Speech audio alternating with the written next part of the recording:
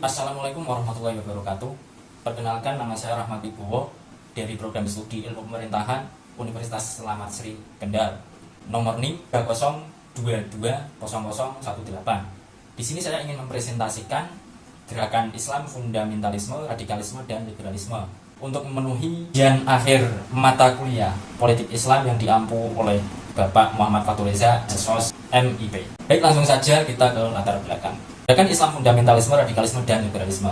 Artikel ini berfokus pada aspek lahir dan tumbuh kembangnya fundamentalisme beragama hingga persoalan gerakan Islam. Hasil penelitian ini menunjukkan bahwa pemikiran Islam berdasarkan Al-Quran dan hadis memiliki beberapa pendefinisian berbeda di beberapa kalangan, khususnya perbandingan antara agama-agama yang diakui oleh negara. Pendahuluan, Islam merupakan salah satu agama yang memuat tentang konsep keselamatan dan merupakan agama rahmatan lil alamin. Tidak ada satupun agama yang membenarkan aksi kekerasan, karena pada dasarnya kekerasan hanya menimbulkan kerugian dan malapetaka dalam semua aspek kehidupan dan bagi pihak yang terlibat.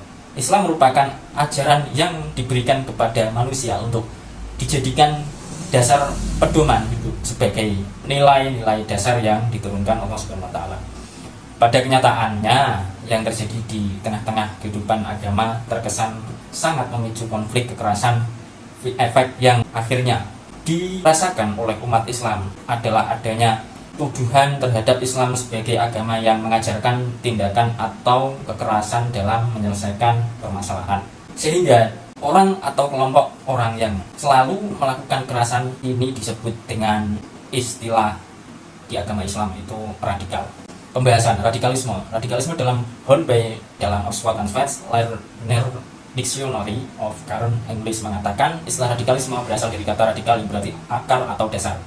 Radikalisme dari segi identitas mempunyai beberapa indikator, yakni satu, menganggap pemerintah Indonesia sebagai tauhid; kedua, menolak lagu Indonesia Raya dan hormat pada bendera; ketiga, memiliki ikatan emosional kelompok yang kuat daripada ikatan emosional dengan keluarga, kampus, dan pekerjaan; keempat, pengajian dan kaderisasi dilakukan secara tertutup; kelima, membayar tebusan dosa; keenam, berpakaian khas seperti bercelana cingkrang dan berjenggot dan bercadar bagi perempuan; ketujuh, umat Islam di luar kelompoknya dianggap fasik dan kafir sebelum mereka berhijrah; kedelapan, enggan mendengarkan ceramah orang yang di luar kelompoknya.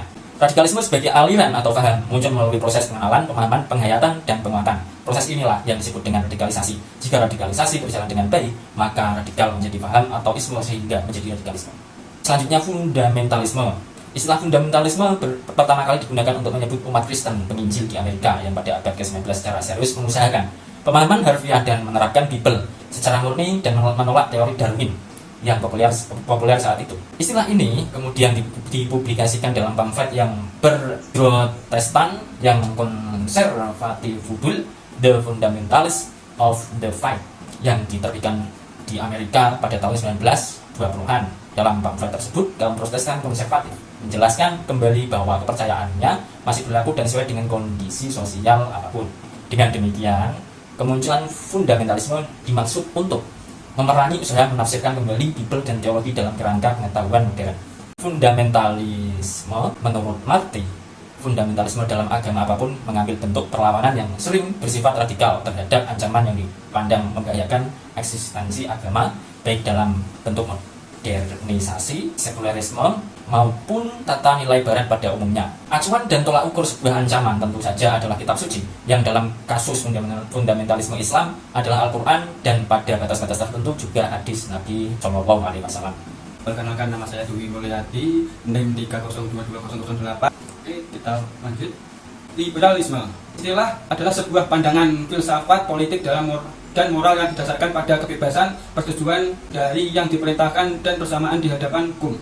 Orang-orang liberal mendukung beragam pandangan tersebut kepada pemahaman mereka tentang prinsip-prinsip ini. Tetapi umum mereka mendukung hak individu termasuk hak sipil dan hak asasi manusia, demokrasi, sekularisme, kebebasan berbicara, kebebasan pers, kebebasan beragama, dan ekonomi pasar. Filsuf John Locke sering dianggap sebagai pendiri liberalisme sebagai tradisi yang didasarkan kontrak sosial, dengan alasan bahwa setiap orang memiliki hak alumni untuk hidup atas kebebasan dan properti dan pemerintah tidak boleh melanggar hak-hak ini. Jika tradisi liberalisme Inggris menekankan perluasan demokrasi, liberalisme Perancis menekankan penolakan otoritarisme dan terkait dengan pembangunan bangsa. Karakteristik fundamentalisme, radikalisme, dan liberalisme.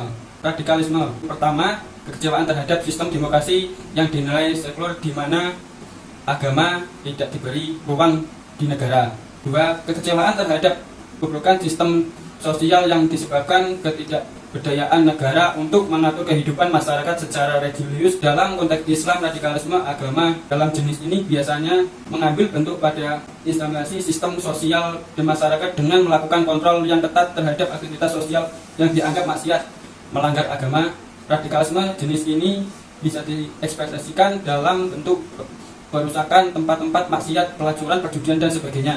Liberalisme adalah ideologi atau paham yang mengutamakan dan menjunjung kebebasan individu serta hak-hak dimiliki setiap individu dalam berbagai aspek kehidupan, baik agama, politik, ekonomi, sosial, dan berbagai aspek lainnya.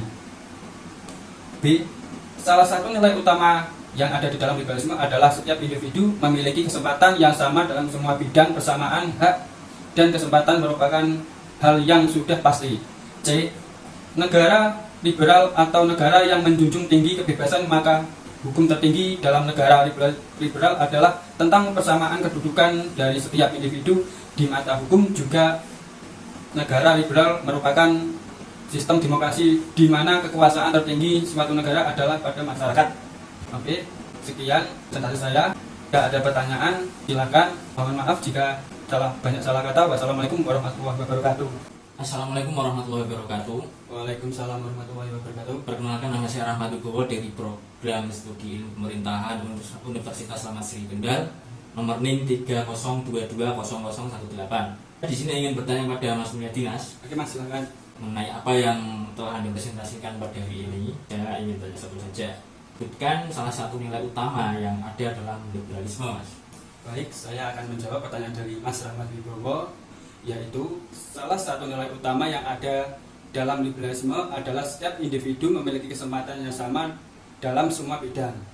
Persamaan hak dan kesempatan merupakan hal yang sudah pasti ada di dalam paham liberalisme.